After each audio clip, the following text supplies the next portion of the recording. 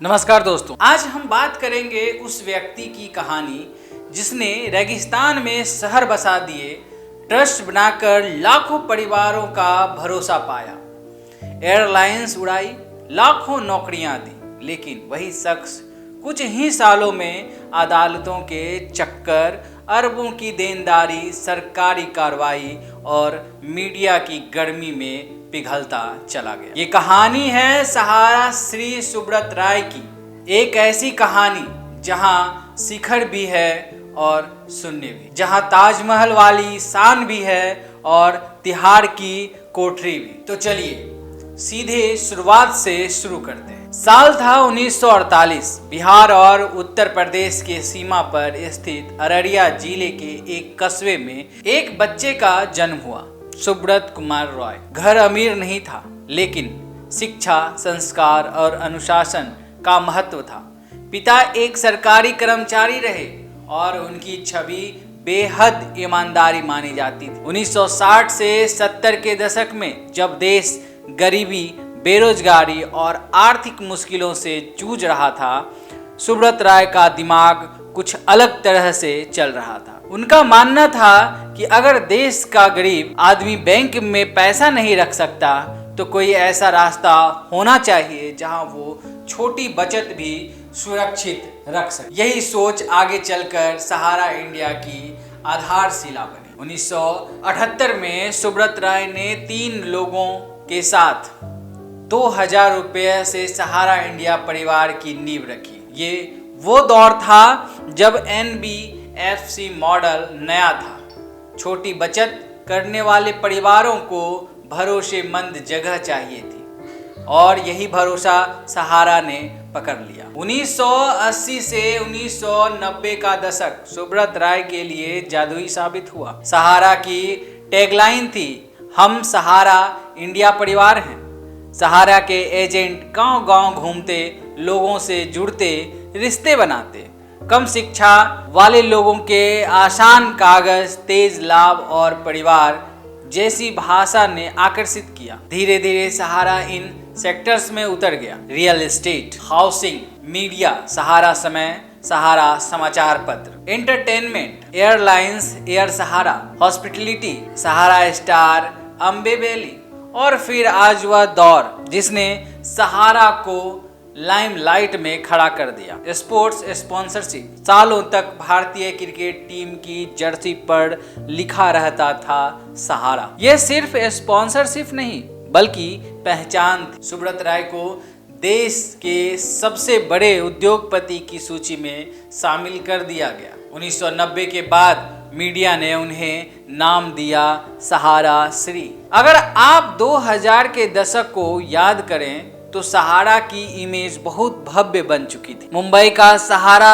Star hotel, Lucknow का सहारा श्री भवन, अम्बी valley, विदेशी प्रोजेक्ट्स, हर तरफ एक ही एहसास था, सहारा श्री पहुंच चुके हैं। सुब्रत राय का साम्राज्य इस वक्त 1 लाख से ज्यादा कर्मचारियों के साथ देश भर में फैला हुआ था। सहारा के पास जमीन ही जमीन थी, नकदी थी, ब्रांड था और करोड़ों निवेशक थे। लेकिन जब चीजें बहुत बड़ी हो जाती है तो नजर भी बड़ी जल्दी लगती है और यहाँ से शुरू हुआ पतन। 2009 में सेबी ने पहली बार नोटिस भेजा। 2 सहारा कंपनी ने बिना अनुमति 30,000 करोड़ रुपए जनता से जुटाए। सहारा का तर्क था, हम यह पैसा RBI की अनुमति वाली स्कीम से ले रहे हैं, यह हमारा पारिवारिक मॉडल है। लेकिन सेबी बार बार कहता रहा, यह अवैध है, पैसा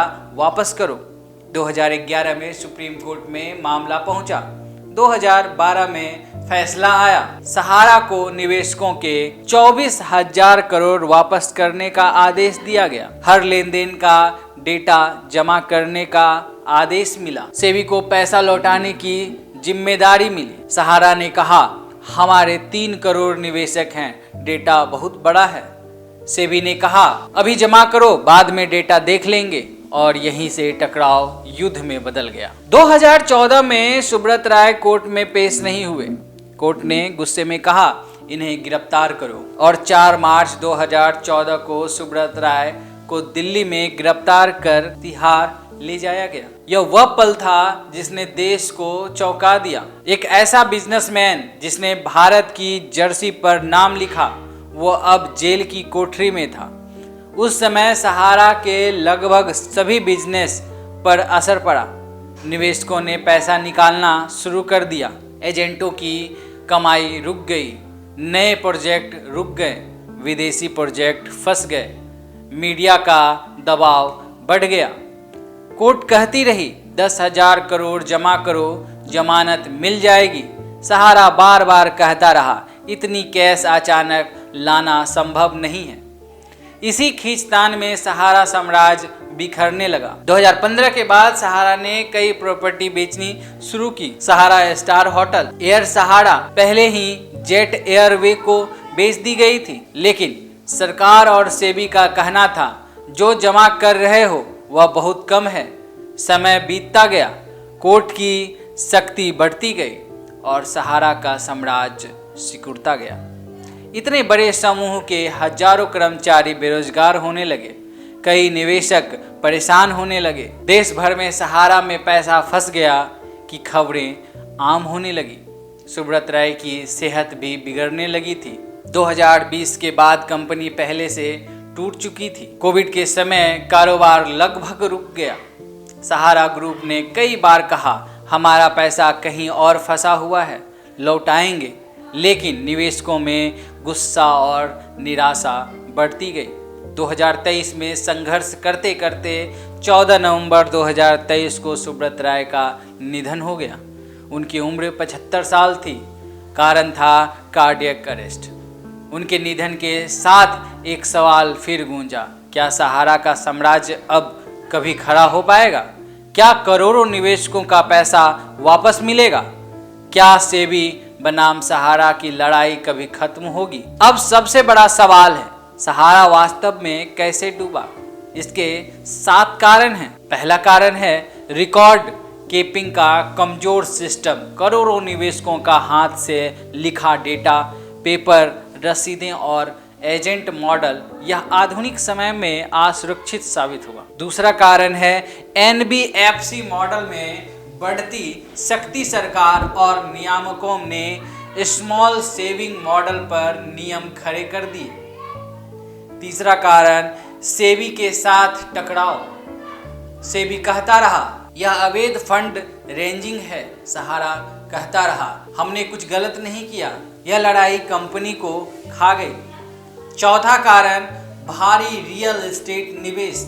जमीन और प्रोजेक्ट में अटका पैसा आसानी से नकदी में नहीं बदल पाया। पांचवा कारण कोर्ट के आदेशों के कारण फंड ब्लॉक होना। अरबों का पैसा सेबी खाते में जमा कराना पड़ा, जिसका उपयोग कंपनी नहीं कर सकती। छठा कारण मीडिया दबाव और बाजार का भरोसा टूटना। निवेशक घबरा गए, एजेंट टूट गए और बिजनेस मॉडल ठहर गया। सातवां कारण सुब्रत राय की गिरफ्तारी। जो व्यक्ति साम्राज्य चलाता था, उनके जेल जाने के बाद संगठन डगमगा गया। आप भले सहारा पर आरोपों की बात करें, लेकिन यह भी सच है कि करोड़ों लोगों ने यहाँ काम किया। लाखों परिवार की रोजी रोटी चली। छोटे गांवों में सबसे पहले रोजगार देने वाला सहारा ही था। लोगों की भावनाएं सहारा परिवार से जुड़ी हुई थी। कई लोग आज भी कहते हैं गलतियां हुई, लेकिन इरादे गलत नहीं थे। 2024 के बाद सरकार ने निवेशकों की रकम वापस करने के लिए सेबी रिफंड पोर्टल खोला, लेकिन समस्या यह है कि हमारे 3 करोड़ निवेशक हैं। सेबी का दावा है कि सिर्फ 15 से 20 हजार असली और प्रमाणित दावे मिले हैं, यानी डेटा और रसीदों की लड़ाई अभी भी जारी है। सहारा के पास आज भी कई प्रॉपर्टी और आम्बी वैली जैसे एसेट मौजूद हैं, लेकिन यह सपना फिर से खड़ा होगा या नहीं, यह आने वाले समय पर निर्भर है। सुब्रत राय की कहानी एक सीख है कि बड़ा साम्राज्य बड़ा करना आसान नहीं और उसे बचाए रखना उससे भी मुश्किल है। उनका जीवन यह बताता है कि सिस्टम से लड़ाई हमेशा जीत में खत्म नहीं होती। वही अंत में कानूनी लड़ाई, बीमारी और संघर्ष में खो गया। लेकिन देश के करोड़ों लोगों की यादों में सहारा का नाम हमेशा रहेगा। नमस्कार।